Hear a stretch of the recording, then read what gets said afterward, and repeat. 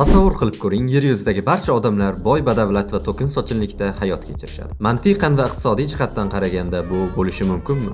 Ayni paytda yo'q. Bunga bir qancha sabablar bor. Hozirgi iqtisodiy tizimlar asosan raqobatga asoslangan va bu resurslarning dunyo bo'ylab teng taqsimlanishini qiyinlashtiradi. Boylik, resurslar va imkoniyatlarning asosiy qismi muayyan qit'alar yoki mamlakatlarga to'plangan.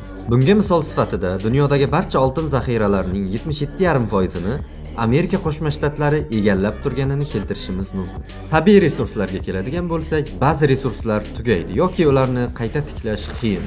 Ayrim davlatlarda esa ushbu tabiiy resurslarga kirish imkoniyati boshqa davlatlarga nisbatan anchagina kam.